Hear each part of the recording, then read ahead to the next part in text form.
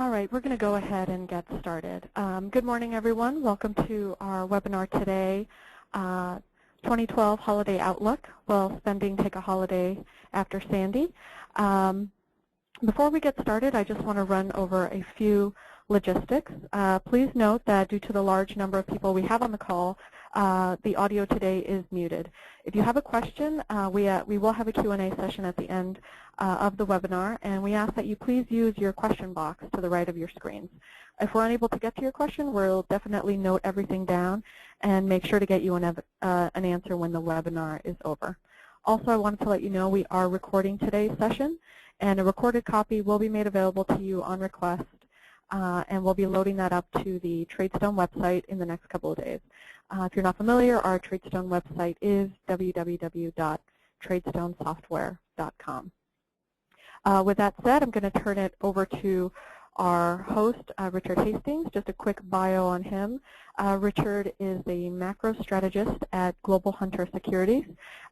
He monitors a wide range of data trends in major drivers of the domestic and international economies to provide clients with insights into major inflection points in the markets and to help investors to identify changes in market risk/reward. Richard is well known for his warnings in 2006 and 2007 regarding the housing market and subsequent financial crisis. He's also known for his work in the consumer and retailing industry. He is a longtime veteran commentator on major TV business news channels, where you can regularly see him appear on CNBC, MarketWatch, Reuters, Bloomberg News, Wall Street Journal, and Dow Jones, etc. So we are very, very happy that he is giving us his time today, and hope you enjoy the session. It should be a good one. So Richard, can you hear me? I sure can. Good morning, Tanya, and good morning, everybody. So it's really good to be here. I've got good news for everybody. We're, definitely worried about this little theme. Will spending take a holiday after Sandy? I don't think so. I think everything's looking pretty good. I checked out some of the Census Bureau retail sales numbers this morning, and I have my own way of kind of beating up the numbers and figuring out what it really means, and it looks pretty good to me. So I was very happy about it, and I don't think we're going to have that much of a problem, so that's good news. So let's get into the show, and let's talk about what's going on, a little bit of Sandy, a little bit of fiscal cliff, and figure out, what's going on in the United States and the consumer, and tell the story. So the first thing is that when it came to Superstorm Sandy, a lot of different things came together, and the long-term story from climate change is that you're kind of looking at Superstorm Sandy as a way to change infrastructure in the way we do things. So we've got a lot of big coastal cities. The world's got a lot of really great places that are exposed to weather and climate change. And I think Superstorm Sandy is a turning point in some of that, and frequently these things turned into different kinds of new economic drivers. So it's not all bad. The only problem with the United States in a situation like this, we don't have a lot of money, so we'll have to figure it out, but somehow or other there'll be some modifications. On slide number 4, when we look at the image of these two storm systems coming together, number 1 over there is the hurricane that came up from the Caribbean. So that's actually Hurricane Sandy. And the winds would be going normally anyway. They would be going counterclockwise. Then number 2 is this gigantic low-pressure monster, and the two of them turned into a superstorm, and that's what you got. And then the number 2 was kind of fueling wind and energy to the lower part of the hurricane, sweeping around counterclockwise and pushing all of the wind and water, not only New Jersey, but especially to the Long Island Sound, and that pushed all the water down into these narrow channels like the East River, and that's where some of the really big flooding problems happened. And then some friends on Staten Island in New York City have indicated waters were about 30 feet high.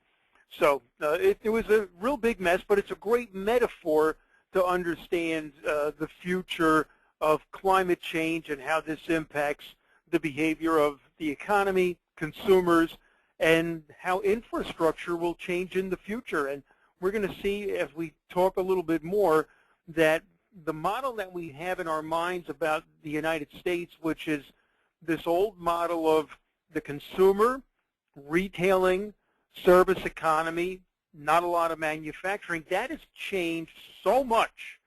And now you're really going deeper and deeper into this North American energy colossus. So it's really changing. We are no longer this service economy giant with a lack of manufacturing. So we're going to see a little bit of that as well. So let's just mention a few factoids about Superstorm Sandy. As of a couple of weeks ago, the estimates coming from New Jersey and New York governments put just those two alone at about $79 billion. The numbers will continue to creep up, definitely rivals Hurricane Katrina, and is really one of the biggest natural disasters of the last generation. In some ways, it's a little bit similar to the Great East Japan earthquake of early 2011. If you remember that situation, we all do. What happened over there with the nuclear reactors at Fukushima, it wasn't the earthquake that created the problem. It was the severity of the tsunami. The waters came up and then flooded out these generators responsible for local power to keep the cooling system going, which would therefore prevent any kind of a nuclear problem from heating, from overheating of the reactors.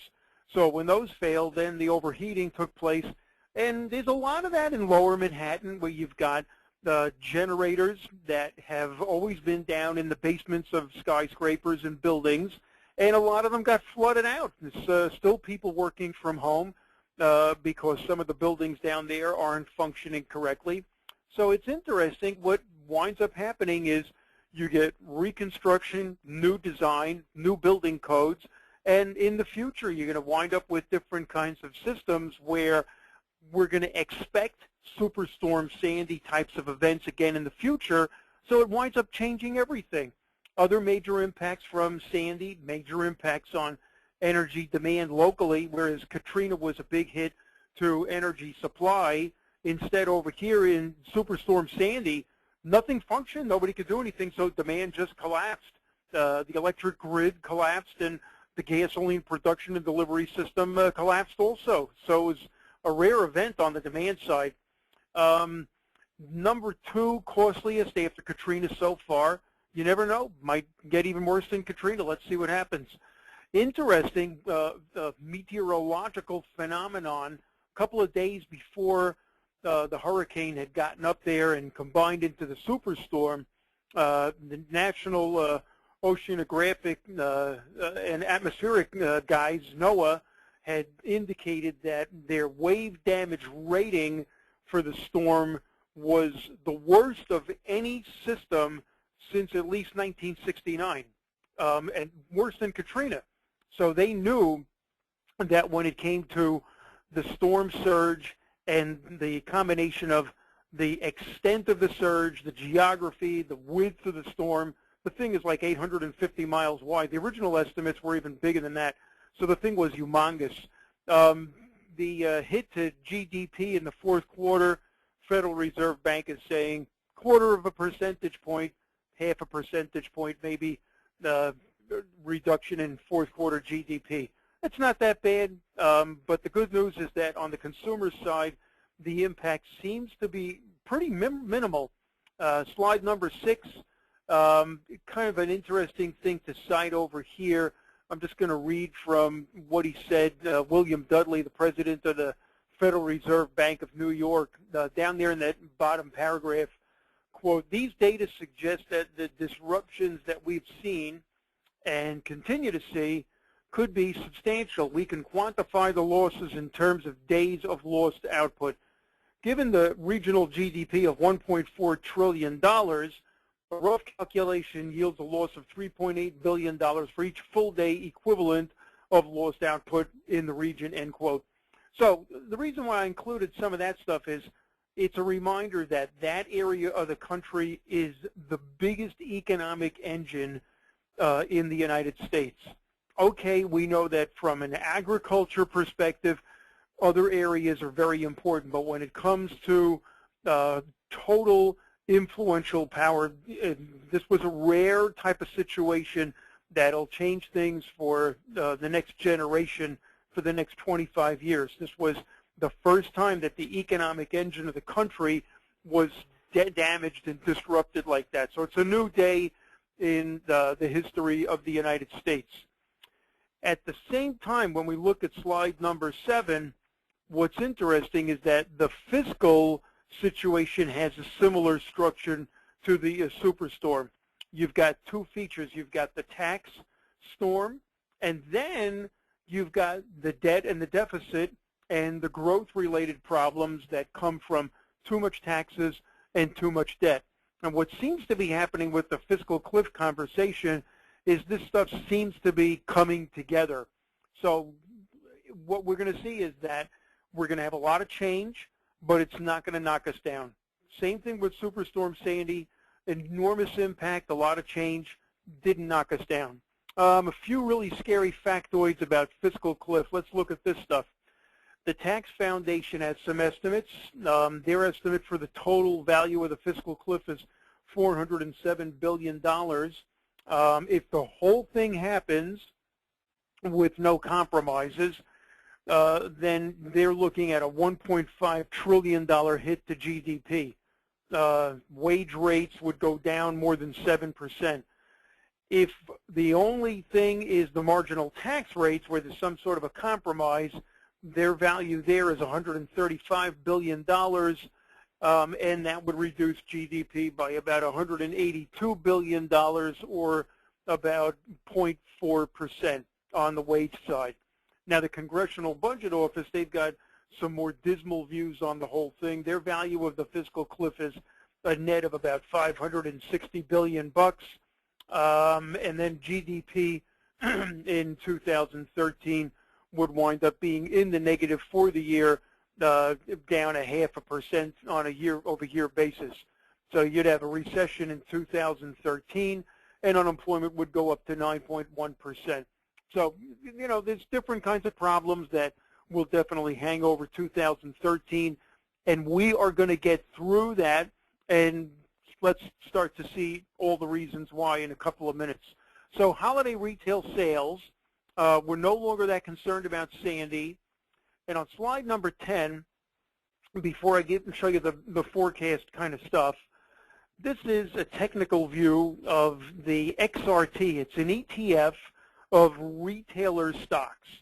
And then what you do is you take that and you divide that by the S&P 500, and you get what's called a kind of like a relative performance kind of technical indicator. And going back to 2007 all the way through the end of November, when you look at this, the reason why the line's going up, and it's a logarithmic basis, so it's not going up as sharply as it would in a regular axis value.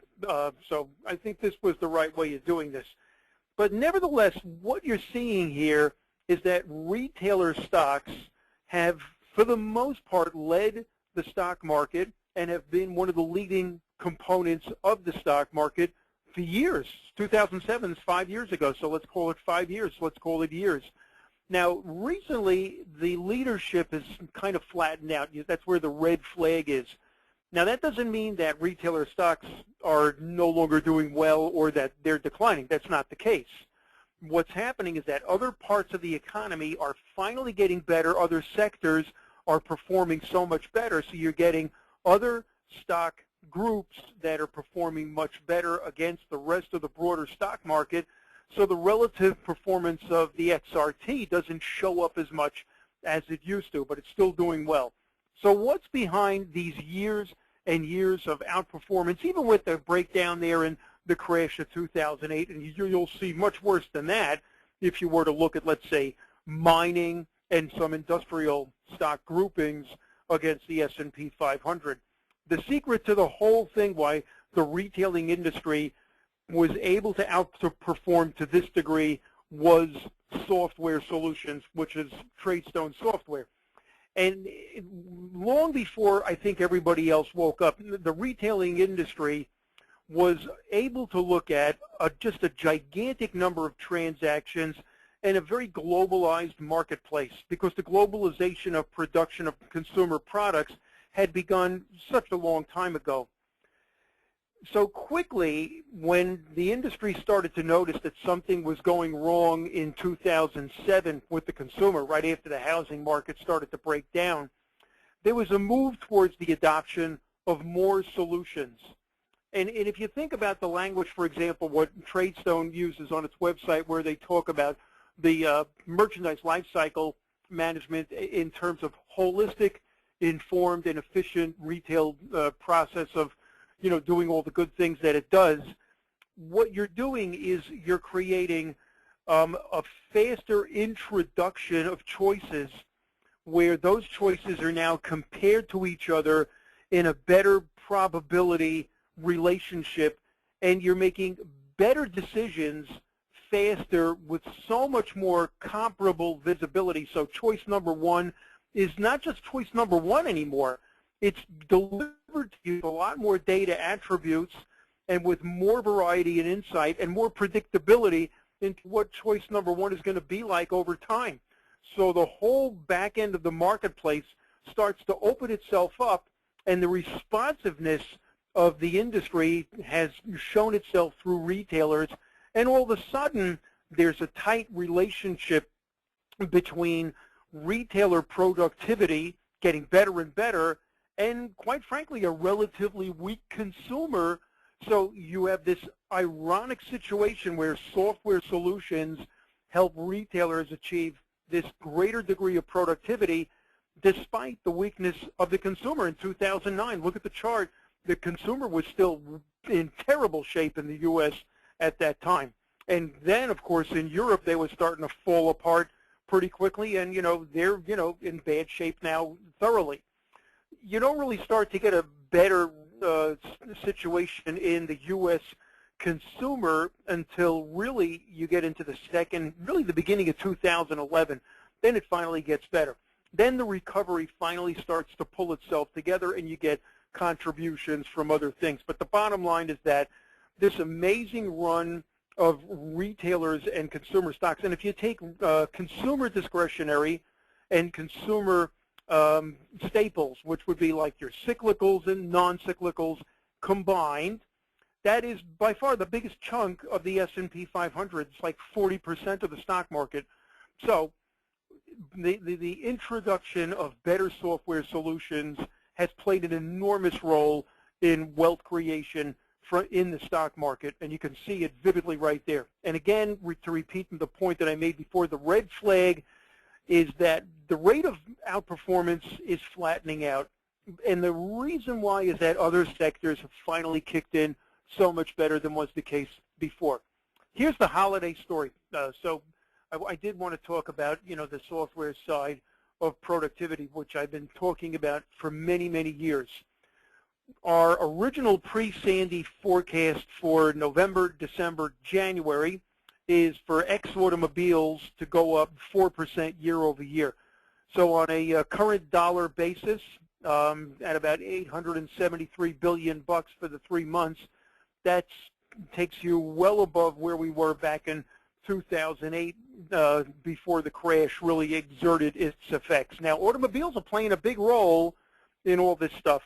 So we should also, when it says all retail, that includes automobiles. And let me tell you something, there's a reason why people want to have a newer vehicle. The fuel efficiency, we're going to see that in a couple of minutes also. It is a big deal, and it's going to make a big deal going forward, and it has a true measurable effect on increasing consumer spending power.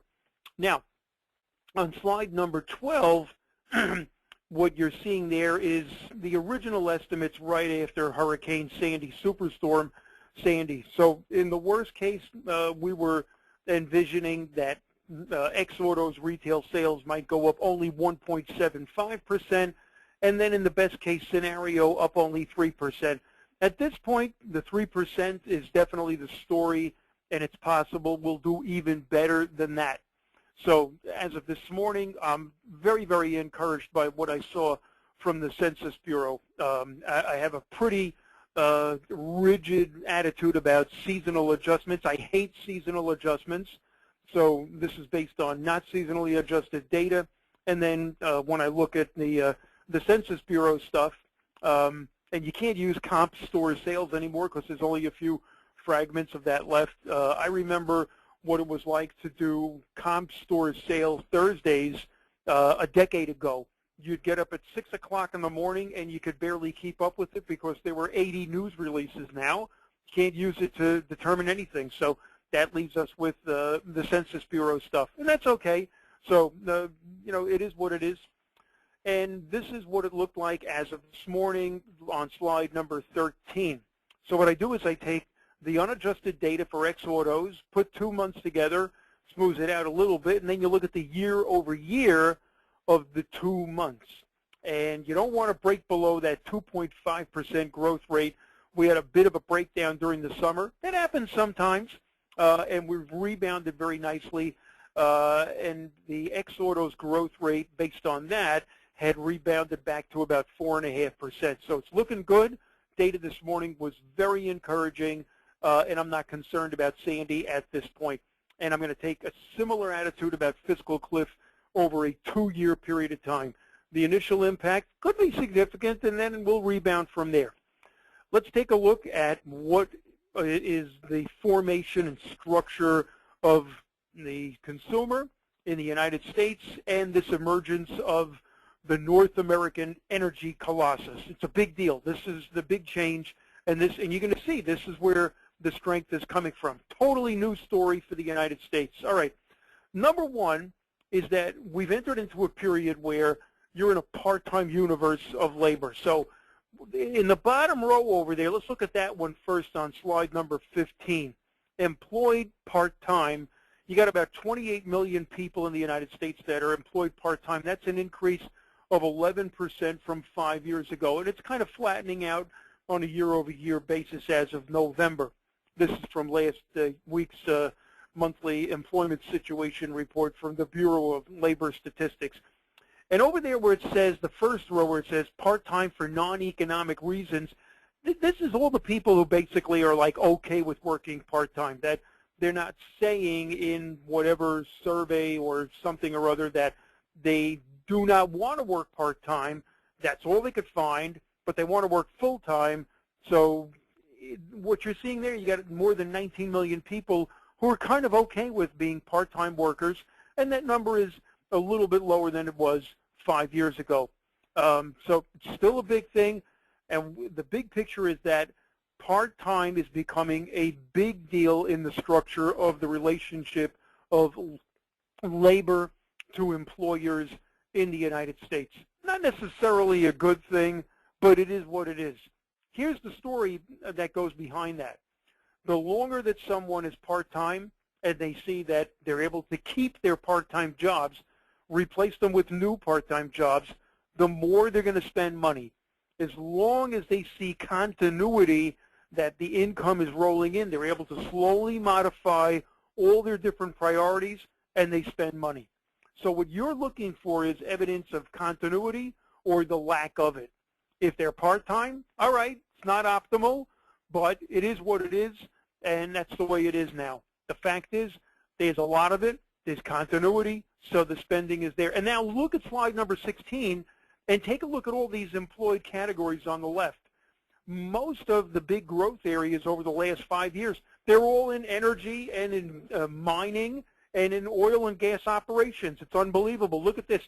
Oil and gas extraction, you got about almost 200,000 people who are employed in that, an increase of 29% over the last 5 years.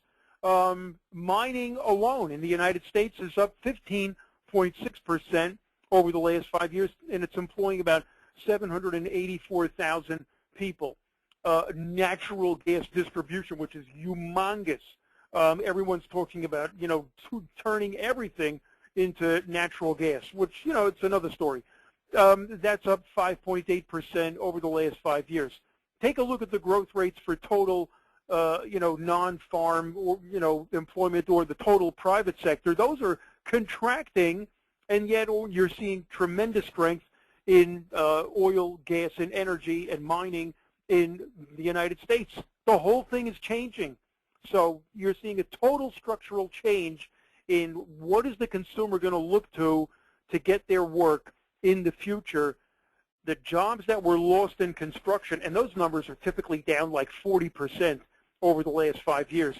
A lot of these people are slowly being absorbed into the energy colossus, and that changes this period of time from the beginning of the collapse of the housing market and this new emergence of the energy giant in North America.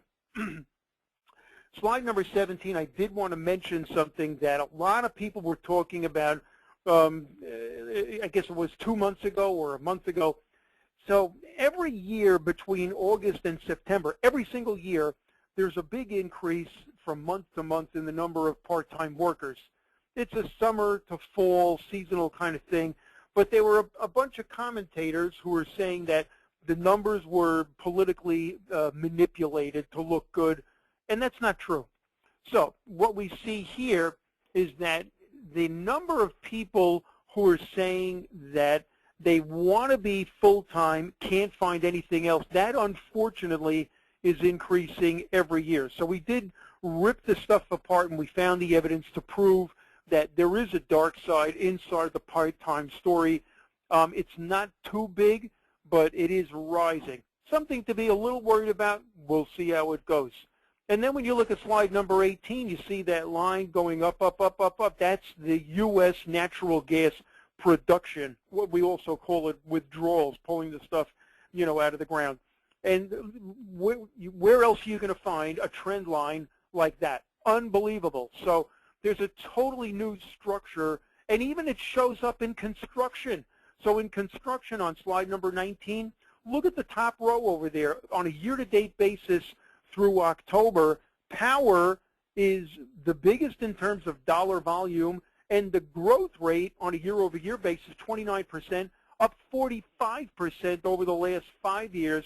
Manufacturing, yeah, the U.S. manufacturing, an increase of 21% year-over-year, up 23% over the last 5 years. Take a look at education down there. Big dollars, down 10% over the last 5 years. And quite frankly, with the problem associated with student loans, look out.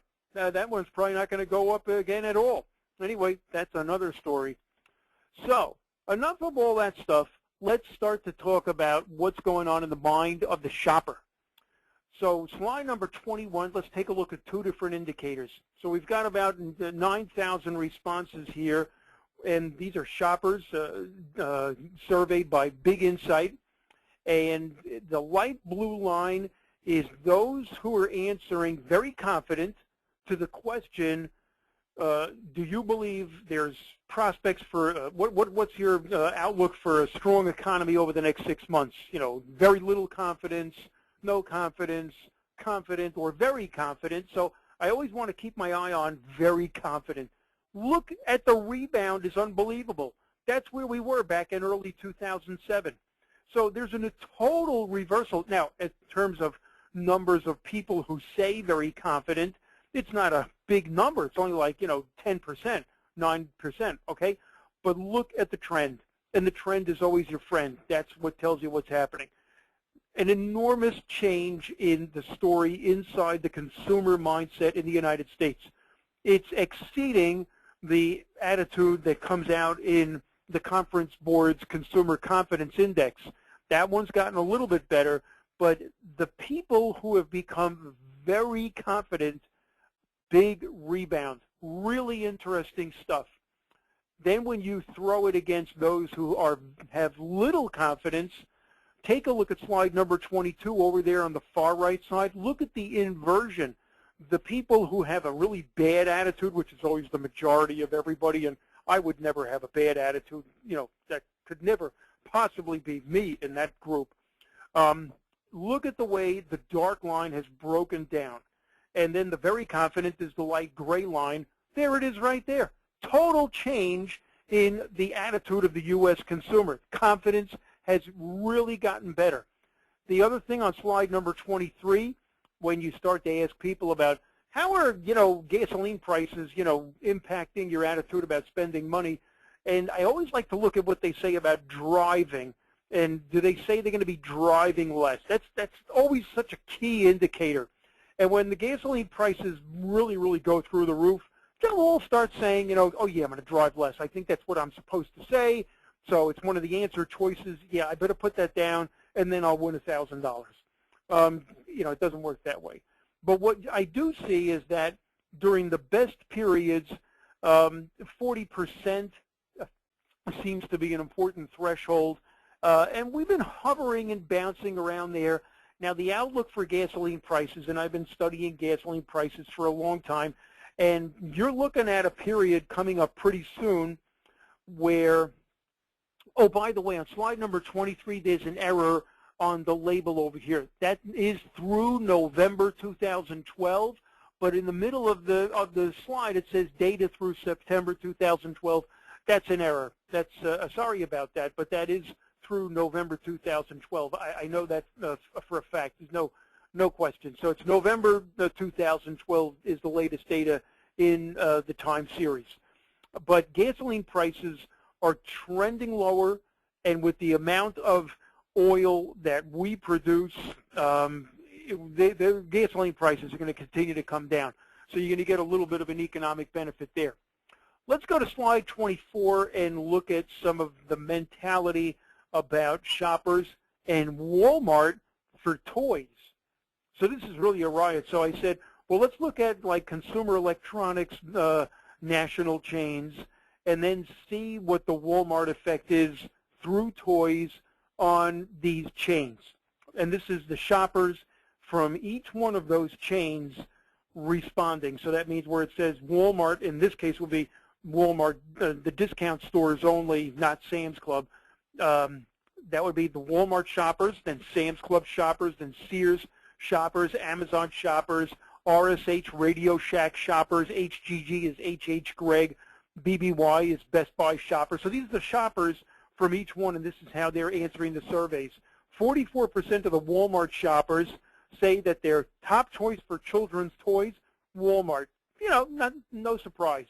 Go all the way over to the right, 34% of the Costco shoppers say that Walmart is their first choice for children's toys also.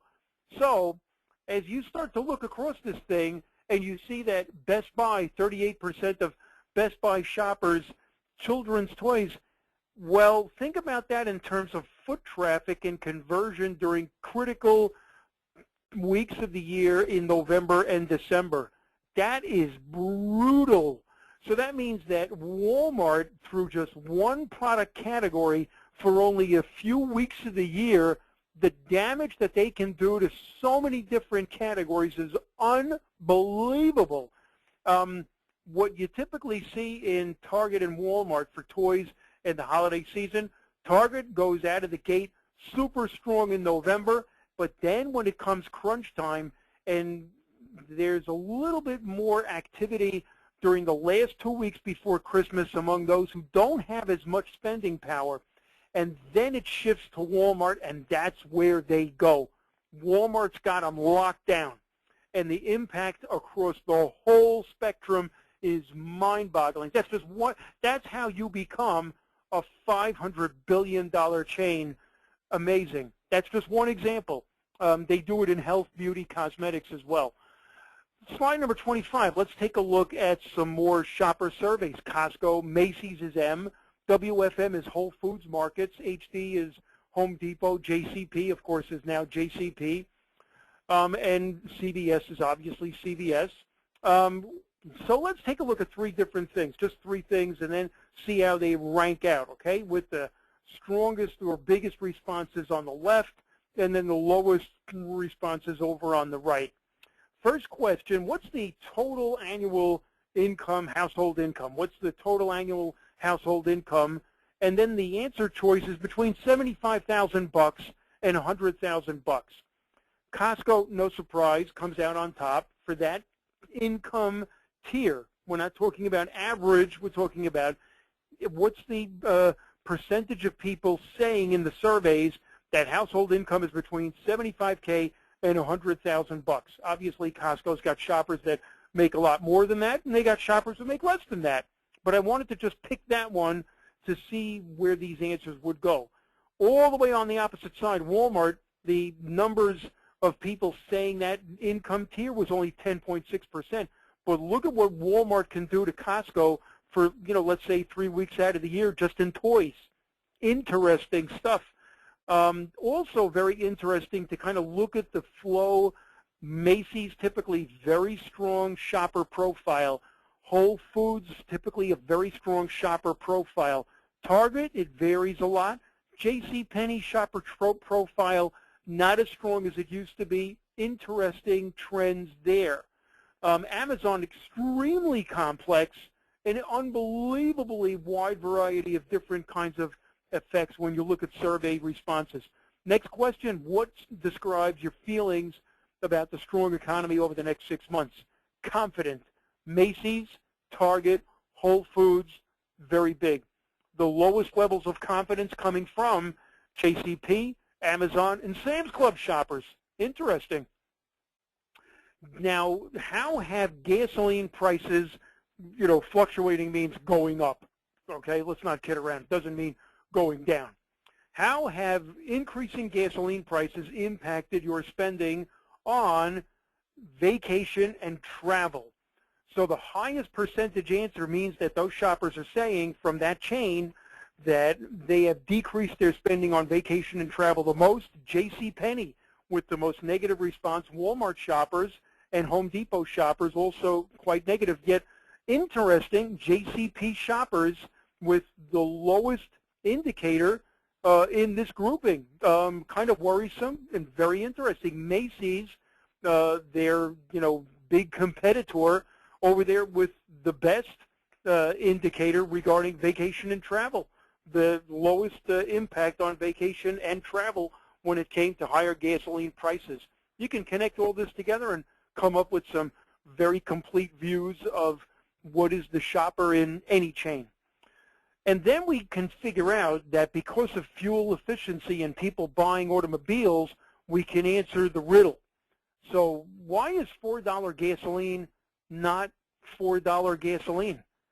Okay, on slide number 27, you got two different lines. You got the actual prices as of, I think this was as of September, and it's gone down from here. But the trend is the same. The actual prices in the black line is your actual average weekly price for regular, actually it should be monthly. It is monthly, okay? That's your actual price, average for the month for regular conventional 87 octane gasoline, with whatever formulation mix in there of, corn, God knows what else they stick in there. And then the blue line is the miles per gallon adjustment. So what we do is we take a look at, the University of Michigan has a Transportation Research Institute, and they do these really neat studies on fuel efficiency. So I take that and I adjust the actual price by the fuel efficiency, and I come up with this other number. And I'm looking at this stuff, and it's like, oh my goodness, people are, if you buy a more recent vehicle and your fuel efficiency goes up the way it's been going up tremendously according to their data, you're not paying $4. If your fuel efficiency is that much different, you know what?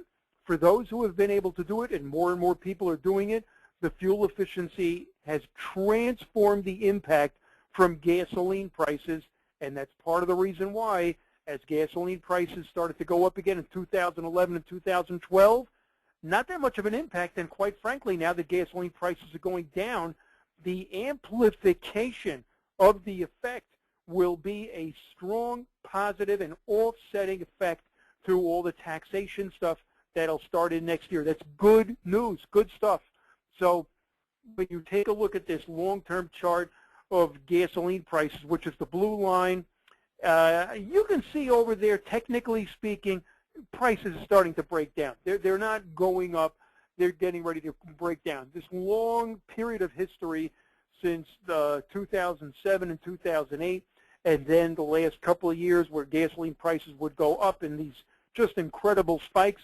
I don't think you're going to see too much of that going forward. I think that phase of history is kind of over. Could I be wrong? Sure. We'll do another story about it when I'm wrong. So that takes us to the concluding part of the story. So let's figure out what happened with growth in the United States. And this is where things get less happy. So it's kind of interesting. So basically what's kind of happening is that there's no new 4% growth. It's really 2%. And 2% today is like the old 4%. And there's no 4%. There's not going to be a 4%. So let's see what happened. So one of them is credit. Here's revolving consumer credit, the credit card thing. And we're kind of stabilizing. That's really nice. Do you think the banking system is going to really get aggressive on exposing themselves to potential new waves of delinquencies? No, they're not allowed to do it anymore. They have no flexibility. So that may be as good as it gets.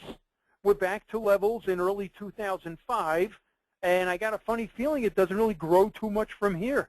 That's an issue. That's your 2% kind of stuff, you know? Then, thanks to all those many, many years of very high energy prices at the household level of the country, this is a graph of gasoline and energy spending as a percentage of household spending on goods, on merchandise, okay? On any kind of a physical thing, not on medical and education and child care and all those other kinds of things, which are enormous expenses too. So, you know, way back then, and this is a long, long-term chart, 1947 through this year, through the third quarter of 2012. Look at what happens on the right-hand side. The weaker U.S. dollar, the explosion of the deficits, the funding of so many different adventures with Afghanistan and tax breaks and Iraq, and all of a sudden, you know, just the whole thing just blows up. Well, even though that's going to start to get a little bit better, the damage has been done. And it has really changed the responsiveness of the economy and of the consumer in a way that just wasn't there before. So now you're starting to get this changing structure coming from energy, oil and gas, domestic production, construction jobs in the power sector, and everything associated there. We're starting to finally change the foundation. That's a good thing, but a lot of damage was done here, and it tends to constrain the growth horizon of the country for a long time. One other thing that played a role in the story. So we go back to 1960, going all the way forward to the third quarter of this year. You take a look at household spending on health care as a percentage of household spending on housing. Well, back in 1960, it was a very low ratio. Why? I hate to tell you this, but you know, this is really the true story. Is back then, people, they didn't live as long, and quite frankly, if they got sick, usually that was it. I mean, you were going to die. And then, you know, that's 200 years ago. If you sneezed, they would say, God bless you, because that was it. You were done. So in 1960, your chances of, you know, overcoming some sort of a, you know, heart disease, cancer of any kind, those were all death sentences, and the longevity thing just wasn't there. Then gradually, as people started living longer, well, maybe this is kind of funny, but if people kept living longer, well, then all of the children started to realize, oh my God, Mommy and Daddy are going to have to move in with us. I think I'm going to move to Phoenix. So the housing market starts to take off, and at the same time, healthcare spending keeps going up. So they were competitive with each other for a long time. Then you finally, during the 1990s, you finally get an improvement in the trend under President Clinton. And those were pretty good years for the United States. But it's very disturbing what has happened all along the way.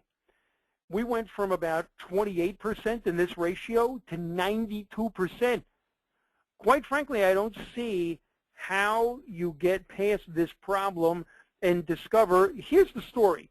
Look at the efficiency that we saw in the evidence of the stock market's performance among retailer stocks back in that chart earlier in the presentation. You could never apply that kind of efficiency and productivity and see that in healthcare. You all know it. You're all filling out paperwork in pen, and then God knows what happens to all that information from there. You're looking at a colossal issue that will continue to weigh upon the structure of the U.S. economy and probably the global economy for years to come, until a more sophisticated set of solutions like what happened in consumer and retailing, which, is just, there's got to be some way of looking at merchandise life cycle management. And, maybe I'll look at the TradeStone website and say, if we could do that in healthcare, wow, that would be a big transformation. But this is a bad thing. The healthcare problem, the Obamacare does not address the productivity disaster and the inefficiency and the waste that's associated with the whole thing. Outsourcing labor, which is widespread in that industry, is not a solution. That is not a solution. So those are big negatives. So those are the things that worry me. The last things that I just showed you are the things that really bug me, but the rest of the story has changed a lot. Let's sum it up. This was the last slide. Superstorm Sandy effects on retail sales, minimal, if any, at this point. Fiscal cliff superstorm, significant potential impacts 2013 with recoveries thereafter. Revision in the structure of the U.S. economy, changing from a service model to manufacturing, energy, more self-sufficiency, and maybe less geopolitical entanglements in the future. Maybe, who knows. So the consumer in the United States will continue to be supported by discovering a good flow of part-time work, full-time work, and especially work in the strong industries that are now more and more associated with the North American energy colossus. So with that being the story, I'm going to turn it back to Tanya. And on slide number 33, for those of you who are listening only, please send your questions. Thanks a lot to TradeStone Software before we talk to Tanya and take questions, because I look forward to that. You can email TradeStone at info@tradestonesoftware.com or call them up directly at 978-281-3723 or visit their website at www.tradestonesoftware.com. Tanya, back to you. Thanks very much, Richard. I think that was great. That was definitely a lot of information, but all really, really informative. So as I mentioned at the start of the webinar, we're happy to take your questions via chat. I think that's going to be the easiest way to do it. So if you want to use the question box on the right of your screen and submit a question, I will act as moderator and send them over to Richard. I realized I didn't introduce myself at the beginning of the session, so my name is Tanya Stockbridge. I'm the Vice President of Marketing for TradeStone, and we're very happy to have everybody on board today and look forward to your questions.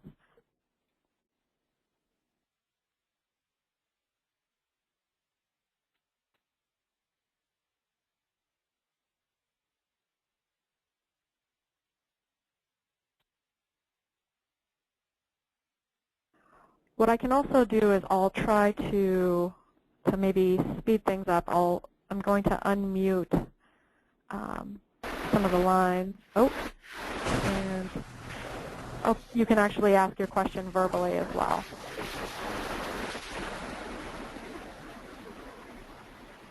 Any questions from everybody? You should be unmuted.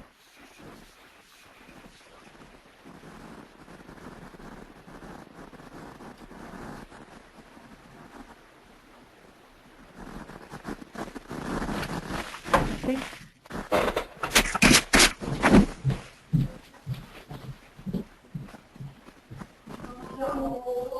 I can't. Nope. I think we're going to get so much background noise. I'm going to go ahead and putting her hazmat suit on. Okay, I think the best thing is to just submit your questions via the chat box. So we'll just give it another minute or two, and if not, we'll thank Richard for his time.